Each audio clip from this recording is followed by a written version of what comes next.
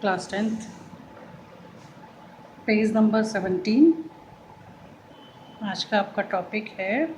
The rise of nationalism in Europe. Page number 17 पर third paragraph है जिसमें आपको महिलाओं के आंदोलन के बारे में बताया गया। The issue of extending political rights to women was a controversial, यानी कि वुमेन्स के पॉलिटिकल राइट्स को लेकर जो इशू उठाए गए थे बड़े यानी लेवल पर वे काफ़ी ही कंट्रोवर्शियल रहे, यानी काफ़ी विवादित रहे।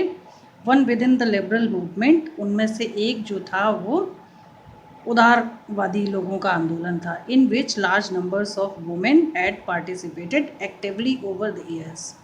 यानी कि इस आंदोलन के साथ बड़ी संख्या में जो महिलाएं थीं वो सहभागिता कर रही थीं बहुत ही सक्रियता से अगले कुछ वर्षों तक। Women had formed their own political associations, महिलाओं ने अपने राजनीतिक जो संगठन थे उनको भी बनाया। फाउंडेड न्यूज़पेपर्स, और न्यूज़पेपर्स के माध्यम से भी उन्होंने न्यूज़पेपर्स की स्थापना की और उनके माध्यम से भी अपने राइट्स के बारे में डिफरेंट प्लेटफॉर्म्स पर जो है वो अपने व्यूज़ उन्होंने प्रेजेंट किए। And taken part in political meetings and demonstrations, और इसी के साथ उन्होंने राजनीतिक सभाओं और प्रदर्शनों में भी अपने आप की सहभागिता करना प्रारंभ किया। Despite this they were denied, हालांकि they were denied suffrage right during the election of the assembly, हालांकि जो उनके इलेक्शन हुए वहाँ पर असेंबली के, उसमें वुमेंस के जो राइट्स थे, जो सफरेज उनको मिलने वाला था, उसको डिनाई ही किया गया था, यानी कि उनको मौका नहीं मिला था इतने सारे आंदोलनों को चलाने के बावजूद भी। When the page number 18, when the Frankfurt Parliament convened in Church of St. Paul, यानी जब फ्रैंकफर्ट पार्लियामेंट को कन्वेंट किया था चर्च ऑफ सेंट पॉल के माध्यम से, women were admitted only as observer to stand in the visitors gallery, तब वहाँ पर महिलाओं को अपर लेफ्ट में केवल पहली बार एक ऑब्जर्वर के तौर पर विजिटर्स गैलरी में खड़े होने का मौका मिला था, जो कि इसी पेज पर फिगर नंबर 10 है। तो वो मैंने आप लोगों को समझाया भी था कि जब वो लगातार सफरेज के लिए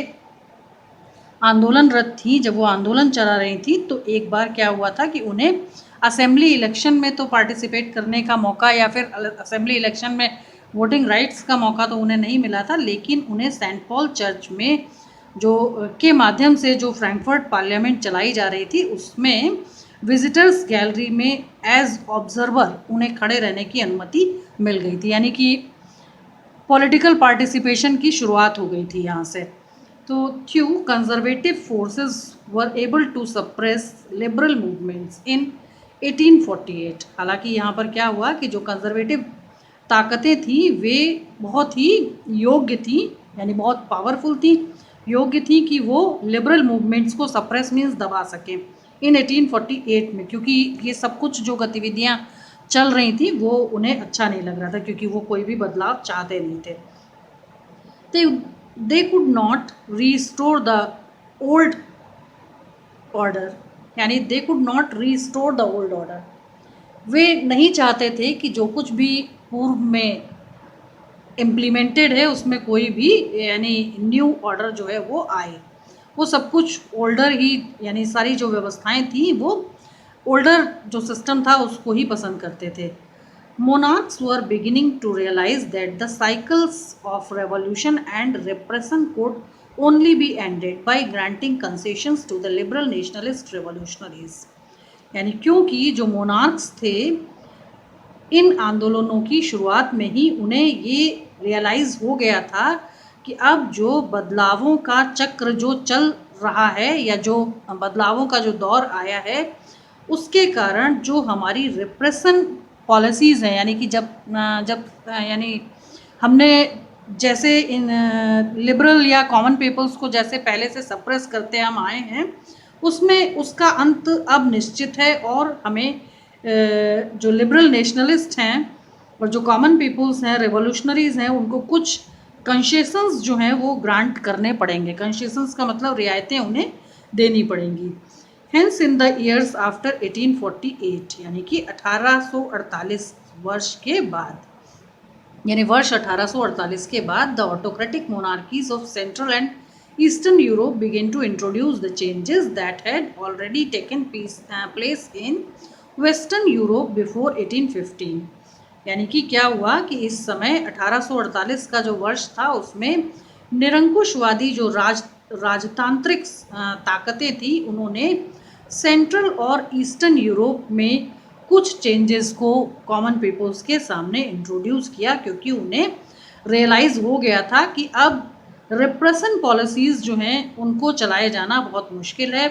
और कुछ कंसेशंस जो हैं वो सिटीजन्स को देने ही पड़ेंगे। तो सेंट्रल एंड ईस्टर्न यूरोप में जो है वो चेंजेस उन्होंने इंट्रोड्यूस किए that had already taken place in western Europe before 1815, जो कि वेस्टर्न यूरोप यानी कि फ्रांस में 1815 से पूर्व ही वो चेंजेस वहाँ लागू कर दिए गए थे, क्योंकि यूरोप में सबसे पहले अगर चेंजेस का कोई कंसेप्ट आता था तो वो यूरोप का कौन सा देश होता था? फ्रांस। तो 1815 से पूर्व ही, यानी कि नेपोलियन बोनापार्ट के समय से पूर्व, क्योंकि नेपोलियन बोनापार्ट का टाइम था वहाँ पर फ्रांस में 1804 टू 1815, तो उस समय से पूर्व ही चेंजेस जो थे उनको यहाँ पर इम्प्लीमेंट कर दिया गया था, इंट्रोड्यूस कर दिया गया था पब्लिक के बीच में। क्योंकि जो नेपोलियन बोनापार्ट थे उन्होंने तो एक बार फिर से फ्रांस की जो डेमोक्रेसी थी उसको डिस्ट्रॉय किया था, तो जो कुछ भी चेंजेस आए थे उससे पूर्व भी आए थे। तो 1815 से पूर्व वेस्टर्न यूरोप में जो चेंजेस थे उन्हें इंट्रोड्यूस पब्लिक के बीच कर दिया गया था। तो सर्फडम एंड बॉन्डेड लेबर वर एबोलिश्ड, यानी कि और इन चेंजेस में उन्होंने क्या किया था कि सर्फडम यानी कृषि दासत्व से लोगों को मुक्त कर दिया था, एंड बॉन्डेड लेबर यानी जो बंधुआ मजदूर वगैरह थे उनकी जो प्रथा थी उसे भी ख़त्म कर दिया, both in the Habsburg dominions and in Russia. और इस प्रकार की जो गतिविधि थी कृषि दासत्व और बंधुआ मजदूरों को मुक्त करने की, वो हैब्सबर्ग जो बहुत ही प्रभावशाली एक किंगडम था उन्होंने भी अपने यहाँ से समाप्त कर दिया था, एंड इन रशिया, और रशिया से भी ये समाप्त हो गया था। The Habsburg rulers granted more autonomy to the Hungarians in 1867, और इसके बाद हैब्सबर्ग एम्पायर के जो रूलर्स थे उन्होंने हंगेरियंस को, यानी कि हंगरी के जो निवासी थे उनको 1867 में मोर ऑटोनॉमी यानी कि और अधिक स्वायत्तता उनको प्रदान कर दी थी और अधिक आज़ादी उनको दे दी थी। तो इस प्रकार से क्या था कि अब जो कंजर्वेटिव्स थे उन्हें ये रियलाइज़ हो गया था कि जो हमारा समय है वो अब धीरे धीरे समाप्त होता जा रहा है, और जो भी मूवमेंट्स समाज में चल रहे हैं उसके कारण हमें चेंजेस को इंट्रोड्यूस पब्लिक के बीच में करना पड़ेगा, और हम लंबे समय तक अपने ट्रेडिशनल थॉट्स के साथ सरवाइव नहीं कर सकते। तो इस प्रकार की बातें जो बदलावपूर्ण थी वो समाज में दिखने लगी थी। उसके बाद हमारा जो टॉपिक था, पेज नंबर है हमारा 19, और यहाँ पर है हमारा topic the making of Germany and Italy. आज हम दो देशों के यूनिफिकेशन के बारे में पढ़ेंगे या दो देशों के निर्माण के बारे में पढ़ेंगे। तो हमारा टॉपिक है फर्स्ट की Germany. Can the army be the architect of a nation, कि क्या किसी देश की जो आर्मी है वो उस देश का निर्माण कर सकती है, इस बारे में हम पढ़ने जा रहे हैं, यानी कि यूनिफिकेशन ऑफ जर्मनी पढ़ रहे हैं हम। आफ्टर 1848 नेशनलिज्म इन यूरोप, यानी कि 1848 के बाद यूरोप में जो राष्ट्रवाद था moved away from its association with democracy and revolution, यानी कि जो भी यहाँ पर संगठन थे वे लोकतंत्र और क्रांति के लिए यानी बदलाव के लिए काम कर रहे थे। Nationalist sentiments were often mobilised, और यहाँ पर राष्ट्रवादी जो भावनाएं थीं वे गतिशील होती जा रही थी by conservatives for promoting state power and achieving political domination over Europe. अब वहाँ पर कंजर्वेटिव जो ताकतें थी वे सीमित होती जा रही थी और यूरोप पर पॉलिटिकल डोमिनेशन जो है वो बढ़ता जा रहा था, और नेशनलिस्ट सेंटिमेंट्स जो हैं वो मोबिलाइज्ड होते हुए प्रमोट होते जा रहे थे, यानी कि उनको प्रोत्साहन मिल रहा था पब्लिक के बीच से, and state power and achieving political domination over Europe, और उन्हें जो पावर है वो भी अचीव हो रही थी, एंड उनका जो पॉलिटिकल डोमिनेशन था वो यूरोप पर बढ़ता जा रहा था. This can be observed in the process by which Germany and Italy came.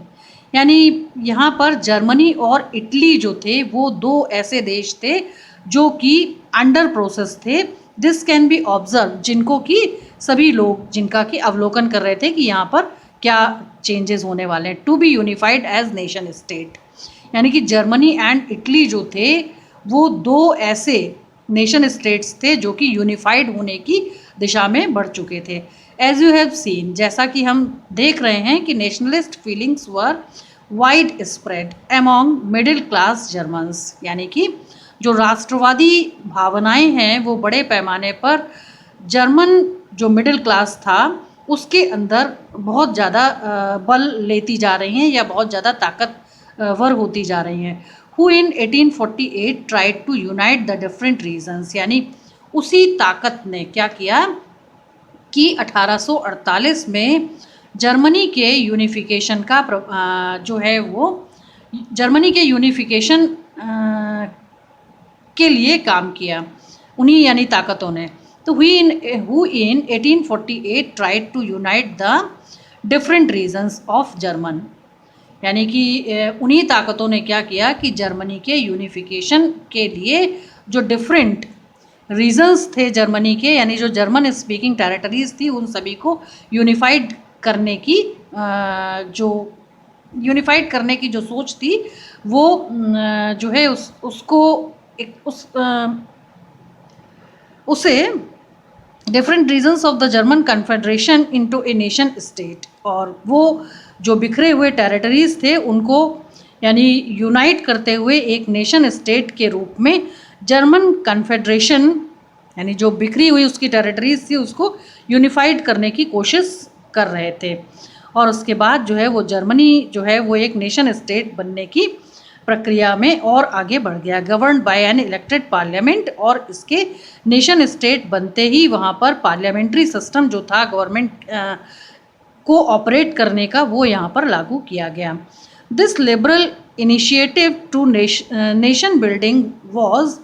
यानी यहाँ पर उदारवादियों को एक इनिशिएटिव मिला, एक फ़ायदा मिला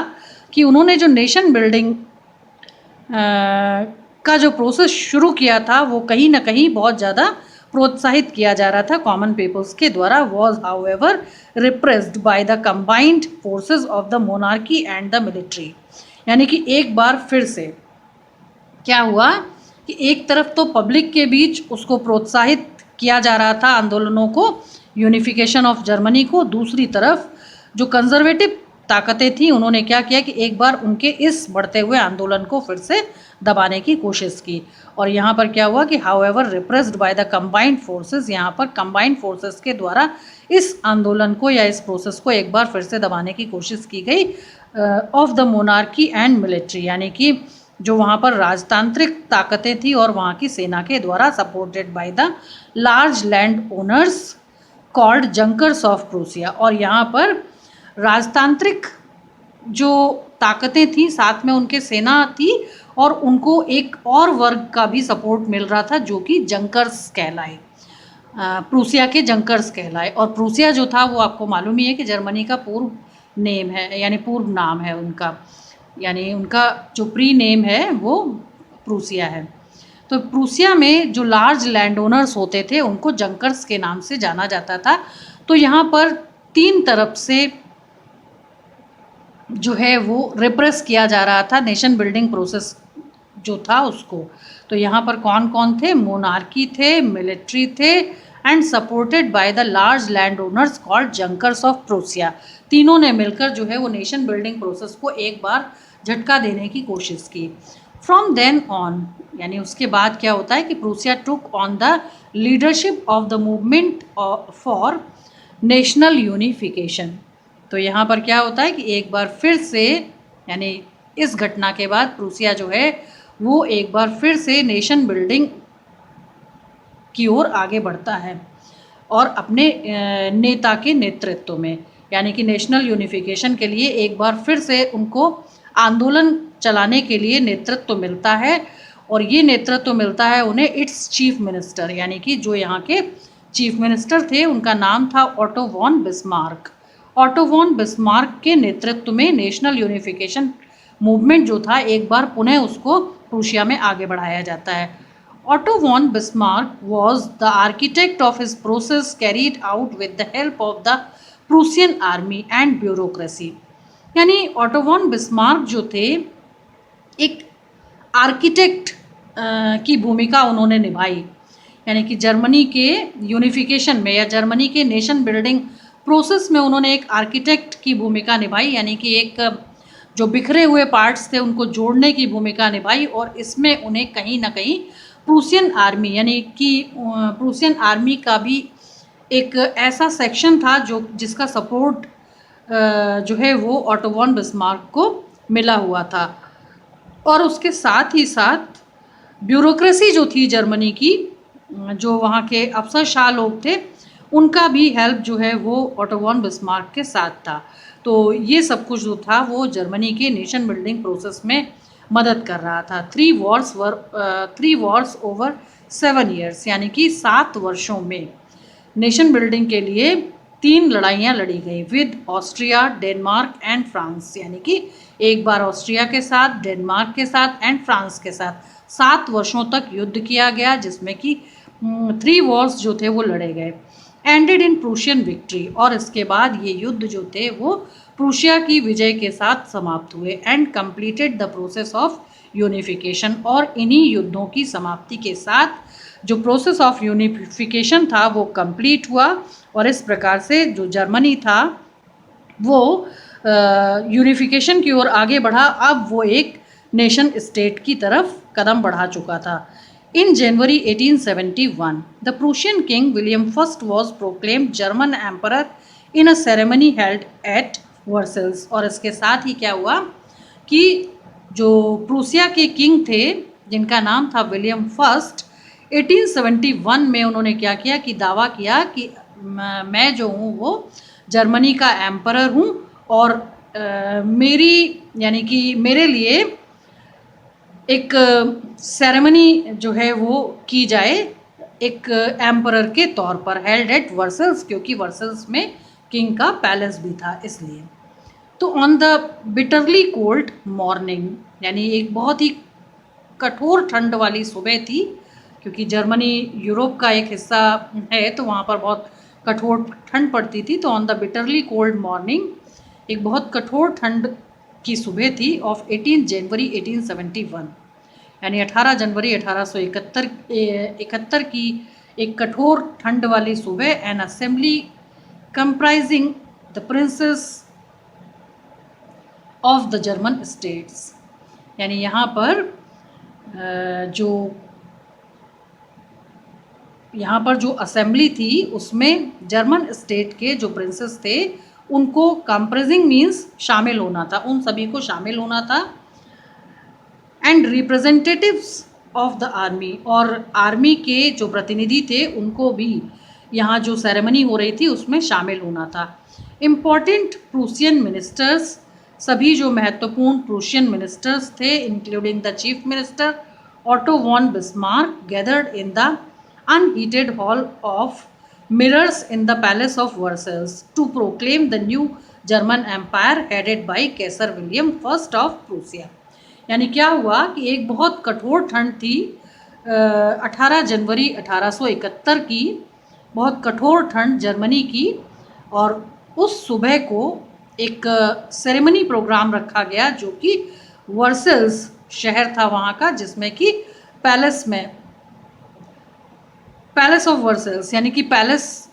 ऑफ वर्सल्स में एक पैलेस था जो किंग का पैलेस था, वहाँ पर एक सेरेमनी प्रोग्राम रखा गया। और वहाँ पर एक अनहीटेड हॉल, क्योंकि बहुत कठोर ठंड थी तो अनहीटेड हॉल का मतलब कि वहाँ पर बिना गर्म किया हुआ हॉल था, यानी कि उसका जो वातावरण था वो काफ़ी ठंडा था, उसे गर्म नहीं किया गया था उस कठोर ठंड से सामंजस्य के लिए। तो एन असेंबली, यहाँ पर सभी लोग असेंबल हुए, comprising the princess of the German states, यानी सभी जो जर्मन स्टेट्स के जो पार्ट थे उनके प्रिंसेस यहाँ पर इकट्ठे हुए, रिप्रेजेंटेटिव्स ऑफ द आर्मी के सभी प्रतिनिधि यहाँ पर आए, इंपॉर्टेंट प्रूशियन मिनिस्टर्स यहाँ पर आए, including the chief minister auto von Bismarck gathered in the unheated Hall of Mirrors in the palace of Versailles. और ये एक ऐसा हॉल था उस पैलेस का जिसमें बहुत सारे शीशे लगे हुए थे, to proclaim the new German empire. और यहाँ पर जो जर्मन एम्पायर था उसमें हेड बनाया जा रहा था by Kaiser William first of Prussia, यानी कि केसर विलियम फर्स्ट जो थे उन्होंने प्रोक्लेम किया था कि मैं यहाँ का जो एम्पायर है उसको संभालूंगा। तो the nation building process in Germany had demonstrated the dominance of Prussian state power. अब क्या हुआ कि जर्मनी का जो नेशन बिल्डिंग प्रोसेस था उसे प्रूशियन स्टेट में बहुत ज़्यादा पावरफुल उस समय तक यानी पब्लिक के सपोर्ट से बना दिया गया था और वो काफ़ी डोमिनियन दिख रहा था और यहाँ पर उसके लिए जो कॉमन पीपल्स थे उन्हें बहुत ज़्यादा डेमोन्स्ट्रेट करना पड़ा था। The new state placed a strong emphasis on the modernising the currency. अब क्या हुआ कि क्योंकि एक नवगठित न्यू स्टेट था, यानी कि एक नया स्टेट था, एक राज्य था या एक देश था, तो एक नवगठित जो देश था placed a strong emphasis on modernising the currency. अब सबसे पहला कदम उठाया गया उसके आर्थिक विकास के लिए और यहाँ पर करेंसी को मॉडर्नाइज किया गया ताकि करेंसी जो है वो आर्थिक सुधार में मदद करे। Banking, legal and judicial system in Germany, तथा बैंकिंग और लीगल एंड जुडिशियल सिस्टम जो था उसको भी दुरुस्त करने का प्रयास यहाँ पर किया गया। तो Prussian measures and practices often became a model for the rest of Germany, यानी ऐसा इसलिए किया गया ताकि प्रूसिया मीन्स जर्मनी के जो अन्य भाग थे जो कि अभी नए नए उसमें शामिल हुए थे उनके लिए भी model for the rest of Germany, यानी कि जर्मनी में जो आर्थिक सुधार किए जा रहे थे वे सभी आर्थिक सुधार जो हैं एक मॉडल के तौर पर उनको दिखाए जा सकें या फिर मॉडल के तौर पर उन्हें भी उसमें शामिल किया जा सके। तो इस प्रकार के प्रयास वहाँ पर जर्मनी ने किए। उसके बाद है हमारा पेज नंबर 20। अब है इटली यूनिफाइड, यानी कि इटली जो है वो कैसे यूनिफाइड हुआ, तो हम इटली के बारे में पढ़ते हैं। लाइक जर्मनी, यानी जिस प्रकार से जर्मनी में बदलाव हुए उसी प्रकार से इटली में भी हुए होंगे। तो Italy too had a long history, यानी जैसे जर्मनी की थी वैसे ही इटली की भी एक लंबा इतिहास था ऑफ पॉलिटिकल फ्रैगमेंटेशन, यानी कि जर्मनी की भांति इटली का भी एक लंबा इतिहास था जिसमें उसका जो पॉलिटिकल फ्रैगमेंटेशन था वो काफ़ी प्रभावशाली था। और पॉलिटिकल फ्रैगमेंटेशन जो है उसका हिंदी जो है वो एक यानी किसी राजनीतिक खंड में जो भी सिटीजन्स यानी जो नागरिक रहते हैं उन सभी की रुचियों का एक हो जाना, ये मतलब होता है। और इंग्लिश में इसका सिमिलर मीनिंग है कि द प्रोसेस और स्टेट ऑफ ब्रेकिंग और बीइंग ब्रोकन इनटू फ्रेगमेंट्स, ये इसका इंग्लिश सिमिलर मीनिंग है। तो इटालियंस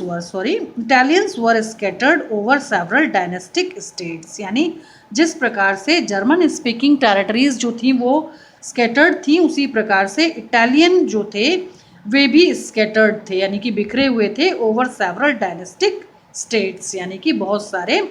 जो डायनेस्टिक स्टेट्स थे उनमें, एज वेल एज द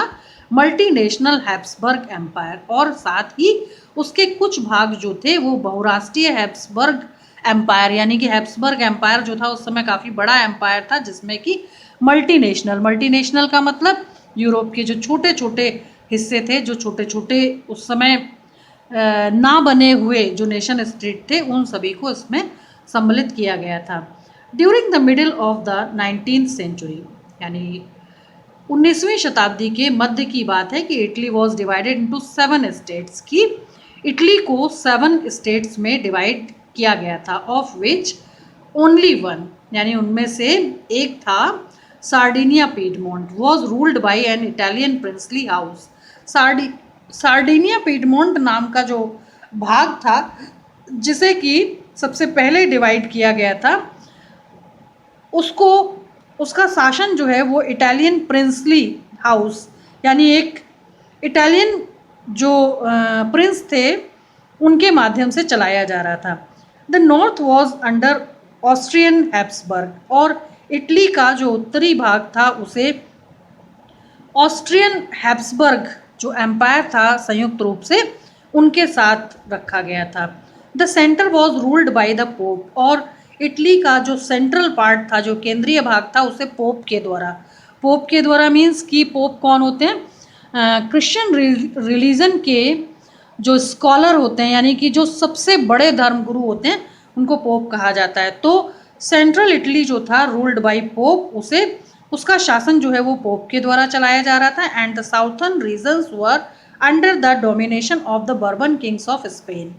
और इटली का जो साउथर्न पार्ट था उस पर बर्बन किंग्स ऑफ स्पेन यानी कि बर्बन डायनेस्टी के जो राजा थे जो कि स्पेन में स्थित थे, उनके प्रभाव से इस भाग का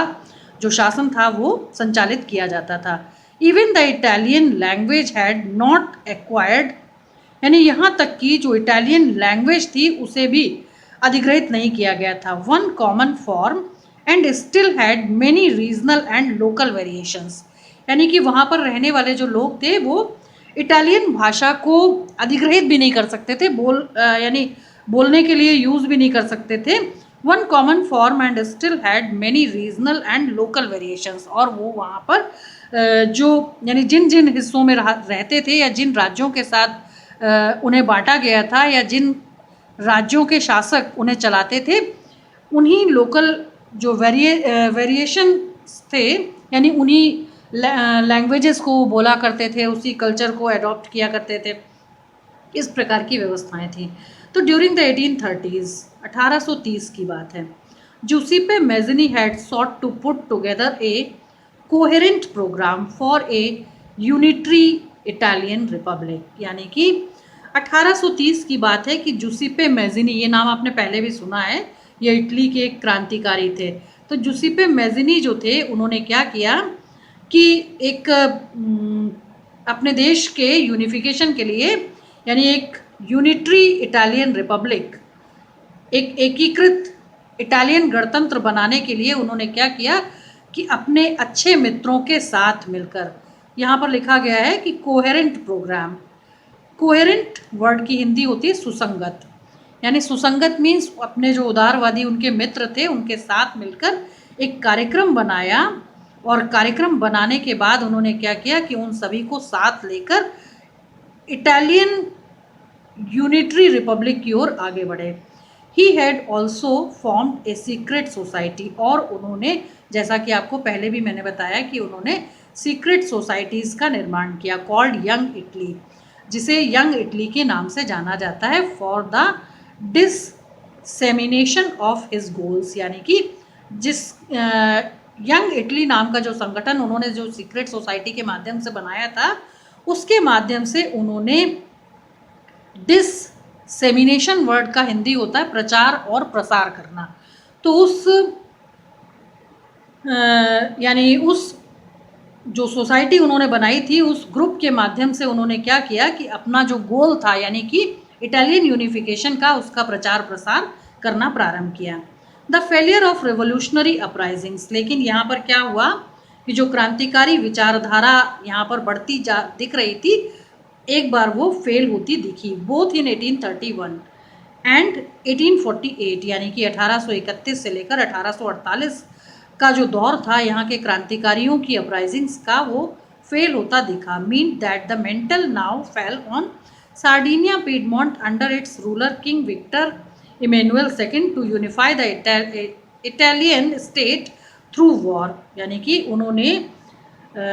जो आपके जूसेपे मैज़नी थे उनके जो प्रयास थे, एक बार उनको झटका लगा और झटका लगने के बाद क्या हुआ कि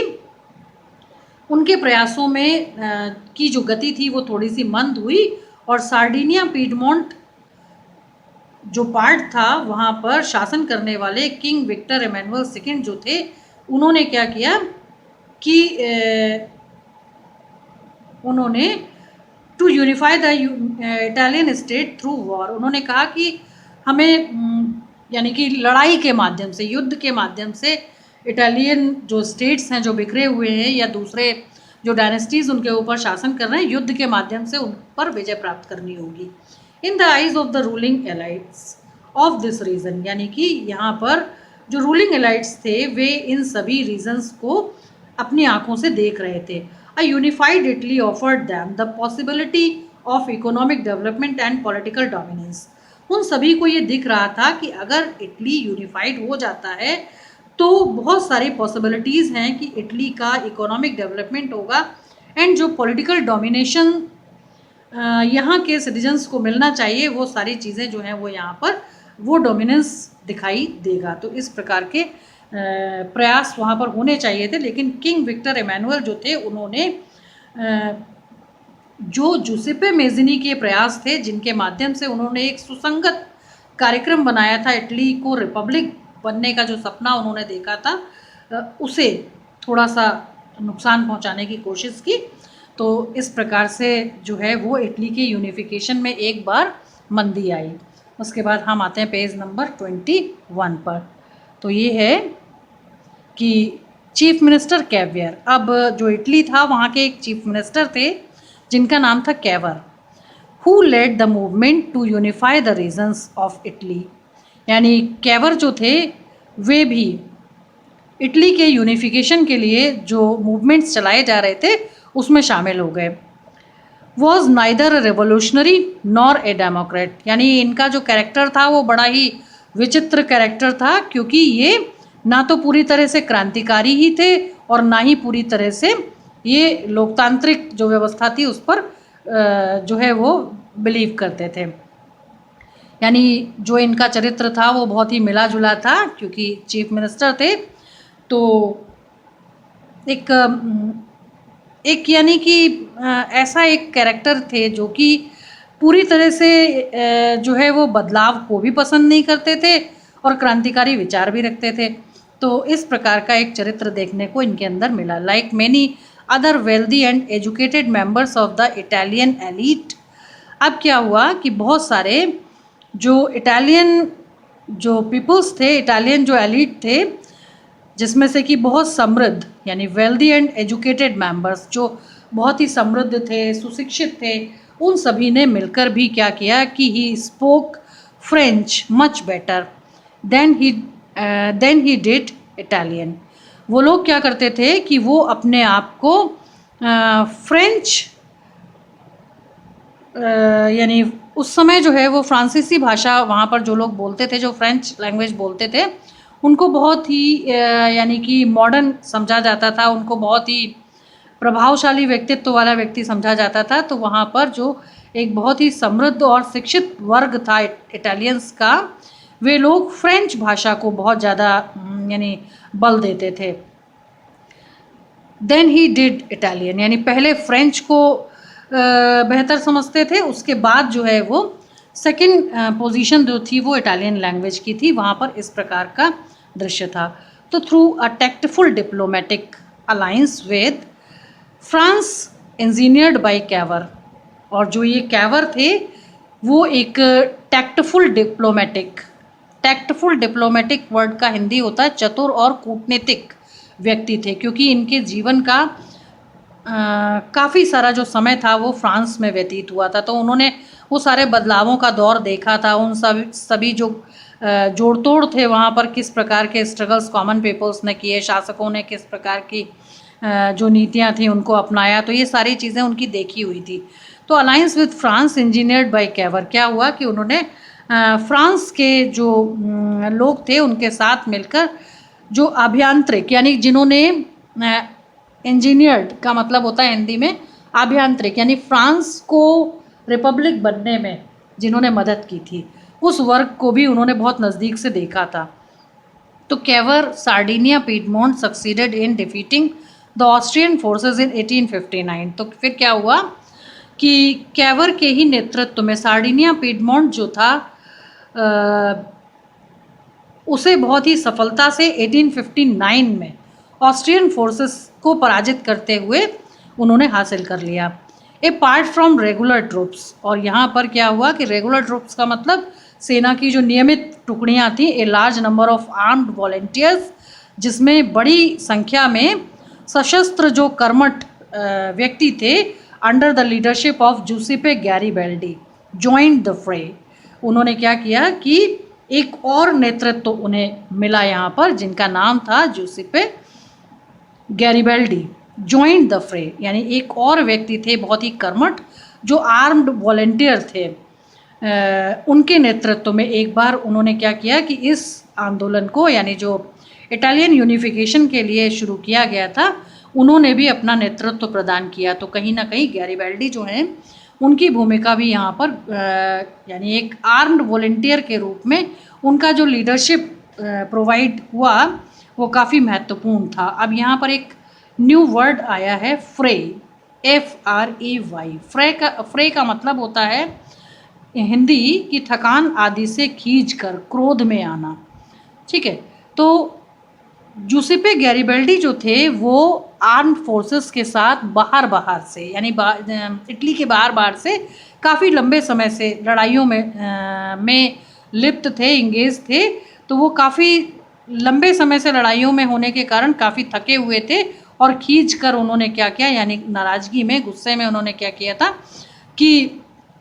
जो इटालियन यूनिफिकेशन था उसमें आकर उन्होंने अपना जो सहयोग था, कंट्रीब्यूशन था, वो देना उन्होंने प्रारंभ कर दिया। और उन्होंने कहा कि अब, यानी उनको ऐसा लगा कि अब यही शायद बेहतर उपाय है। इन 1860 दे मार्च्ड इनटू साउथ इटली, और इसके बाद 1860 में वे मार्च करते हुए इटली के दक्षिणी भाग में पहुँचे। And the kingdom of the two Sicilies, और यहाँ पर टू सिसलीज, सिसली जो है वो वहाँ पर एक आइलैंड है, तो उसे कहते हैं kingdom of two Sicilies. And succeeded in winning the support of the local peasants in order to drive out the Spanish rulers. अच्छा, यहाँ पर स्पेनिश रूलर्स जो थे, जिनको बॉर्बन डायनेस्टी कहा गया था, वो लोग शासन कर रहे थे इस पार्ट पर, क्योंकि ये साउथर्न पार्ट था। और यहाँ पर क्या हुआ कि जो किंगडम ऑफ टू सिसलीज था उसे बहुत ही सफलतापूर्ण ढंग से यानी उस पर विजय प्राप्त कर ली।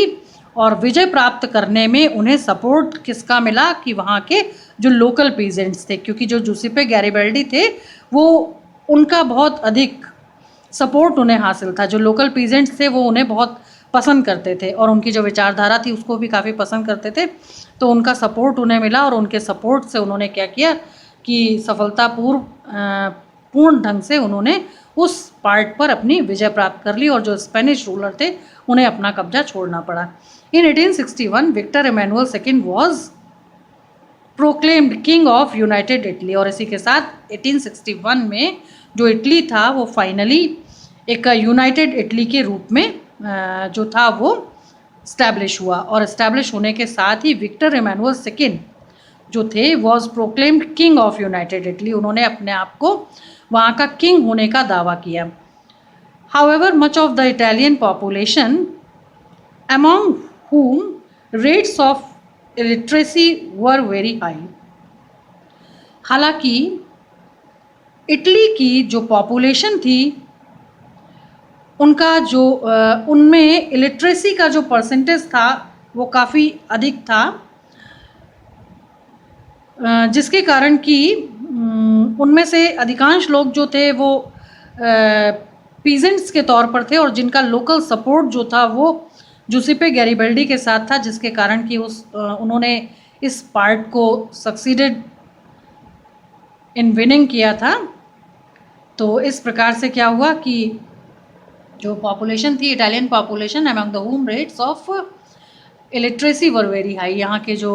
लोकल पॉपुलेशन थी उसमें निरक्षरता जो थी वो काफ़ी ज़्यादा थी, पॉपुलेशन जो थी वो अशिक्षित थी। Remain blissfully unaware of liberal nationalist ideology, यानी इसी के साथ क्या हुआ कि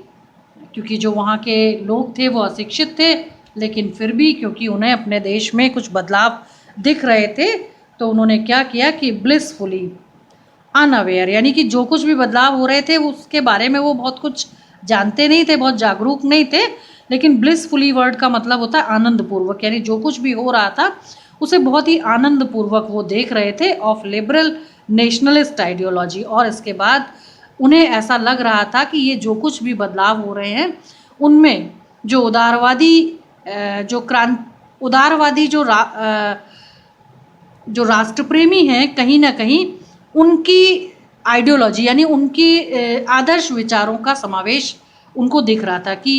यानी हमारे देश में जो बदलाव हो रहे हैं उन्हें उदारवादी जो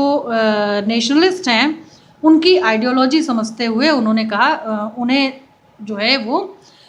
उन्होंने उन बदलावों को एक्सेप्ट किया और बदलावों को एक्सेप्ट करते हुए आनंदपूर्वक उनको एंजॉय करने की कोशिश की। The peasant masses who had supported Garibaldi in southern Italy, यानी वो पीजेंट्स जिन्होंने बड़ी मात्रा में गैरिबाल्डी को सपोर्ट किया था इन साउथर्न इटली, यानी कि साउथर्न इटली में, had never heard of Italia, उन्होंने इससे पूर्व, क्योंकि अशिक्षित थे तो इटालिया यानी इटालियन लैंग्वेज में कहा जाता है इटली को, तो उन्होंने इस प्रकार के इटली के बारे में कभी सुना नहीं था। एंड बिलीव्ड दैट, और उनका ऐसा विश्वास था कि ला टैलिया वॉज विक्टर इमैनुअल्स वाइफ, यानी उनको ऐसा लगता था क्योंकि अशिक्षित थे तो उनको बहुत जागरूक नहीं थे, उनको बहुत सारी चीज़ें पता नहीं थी, तो जिस कारण से उनको इटालिया नाम का जो कंसेप्ट उनके देश के यूनिफिकेशन के बाद जो मिल रहा था उससे उनको कोई लेना देना नहीं था। उनका ऐसा विश्वास था कि ला टालिया जो है वही हमारा देश है, जबकि वहाँ पर वास्तविकता क्या थी कि ला टालिया जो था वो विक्टर इमैनुअल जो थे उनकी वाइफ थी, जो विक्टर इमैनुअल सेकंड थे जिन्होंने प्रोक्लेम किया था कि मैं यूनाइटेड इटली का किंग हूँ, उनकी वाइफ जो थी उनका नाम था ला टालिया। और वो क्या कर रहे थे कि इसी ला टालिया को वो अपनी यानी जो विक्टर इमैनुअल थे उनकी वाइफ के रूप में नहीं देखते थे, बल्कि उन्हें अपने यानी यूनिफाइड नेशन के रूप में देखते थे, मतलब उनको ऐसा लगता था, जबकि उन्होंने कभी भी इटालिया यानी यूनिफाइड जो इटली थी उसके बारे में कभी भी सुना नहीं था और उसके बारे में वो कुछ जानते भी नहीं थे। तो इस प्रकार से क्या हुआ कि फाइनली 1861 में जो इटली था उसका यूनिफिकेशन हुआ और आपने देखा कि उसमें सबसे सार्थक जो भूमिका थी वो जूसेppe मैज़िनी की थी। सेकंड जो थे वो